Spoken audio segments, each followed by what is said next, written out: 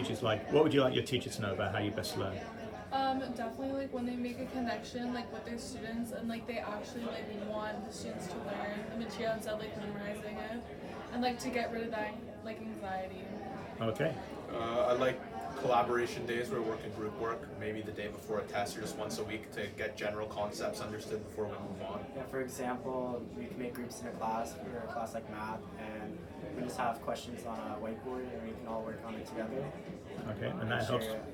That reduces anxiety. It helps learn better. Yes. That's great to know. In our classroom, like we use whiteboards a lot, and I think that the whiteboards help like a lot more, and like the teachers can see a lot more because they can like see your work, and then like you copy that down on your paper. Because with whiteboards, you can like write it and then erase it, and then whatever you want like put on your paper, they can put on your paper. So I think that helps teachers a lot more too, because it's not just a bunch of work on one piece of paper that they don't know what to mark. And how do the whiteboards help you as a student? They make everything go like a lot quicker and easier, and it looks neater on your paper because you don't have to keep erasing. You can just do it on the whiteboard and then work from there. I do really like it when we have the group learning and we're up on the whiteboards getting to work as a group, because sometimes different students will have different ideas and you can get different perspectives. I agree with that because I feel like a lot of the time there's bad stigma around math because it's kind of just go into class, you sit down, you have to get your pencil out, write what's on the board, and then kind of just do homework by yourself. But I don't think that's really an effective way to learn math. I think it's important to bounce ideas, like you said, off of other people and kind of get a really hands-on experience with it. I think it's important too when the student also becomes the one asking questions, because when you have teachers just posing questions, you're not becoming involved in the math. When you start asking those questions, you're the one who's being involved in learning.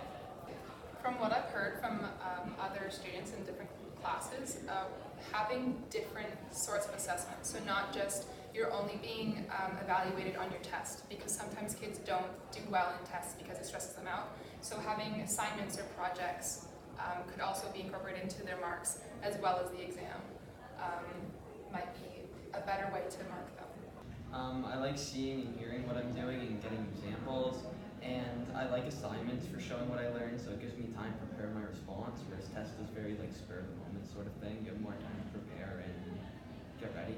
Makes it like a better understanding of what I learned. How did you like the work that we did on the problems today? I like it better with smaller groups, because when you're small groups but you're still collaborating, it makes things easier to figure stuff out. It gives you more chance to give input on it, rather than when there's a huge group. And you can see like the different ways different people would come up with the same solution.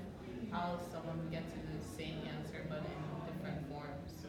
I like how with my tests, like she said, we get the options of doing one or another question, but they all match the curriculum. So at the end of the test, we're still doing what we needed to do, but some people are doing it in different ways. But I also really like tests. I think they're a good way for people to show what they've learned. Go ahead. Okay, so we were asked, what is your preferred way of showing what you have learned to your teachers?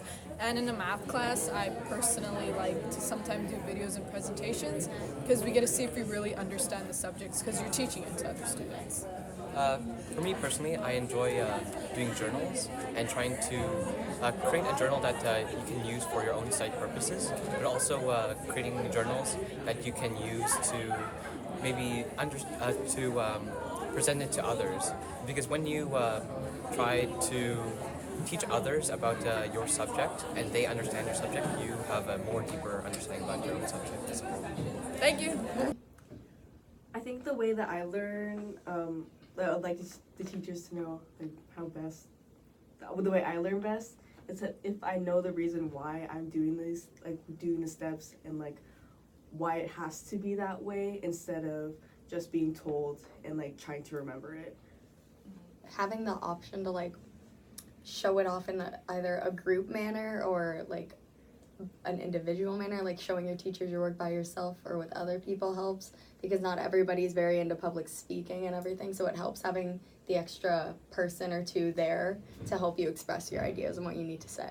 Chelsea, Shane, what do you think? To add to the survey idea, I wanted to say that also ask students like how do they learn better with like one adult or like with a whole classroom, you know, because some kids are really, they get a lot of anxiety when it's like, oh, answer this question, and it's like they freeze up.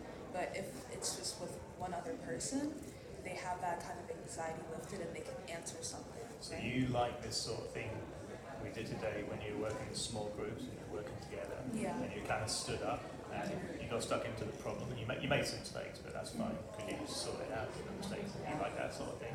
Yeah. It helps reduce anxiety as well. I guess, yeah. And then if it's like with the whole classroom, some people might feel comfortable doing that and sharing their ideas with their classmates. Okay. What our teacher does that's really great is we do these things called TIPS questions, which is thinking, inquiry, and problem-solving questions, which are typically more typically more harder questions on a test. And what she does is she breaks us up. We get to form our own little groups to answer those questions in groups for the test, and then those marks will go towards our test marks, which we do individually.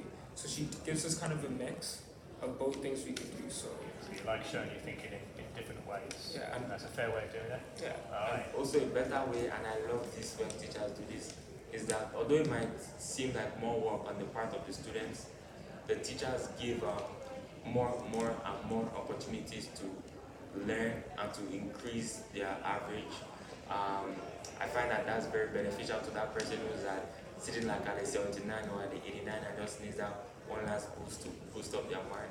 I feel like they should also increase. I know it's a lot of work on their part, but they can increase more opportunities for learning, while simultaneously increasing more opportunities to do better in the class. You get encouraged when you're given more than one opportunity to try something, just in case you have a freeze on one particular quiz or a test, but you want another opportunity to show that you can do it. That encourages you, that motivates you. Yeah, because you never know, that one day I would have been having a very bad day. Oh, I know all about it. I know all about it. Oh, you know. Yeah. And they're like, okay, no problem. You can have this then. Get back where you left off. That's brilliant.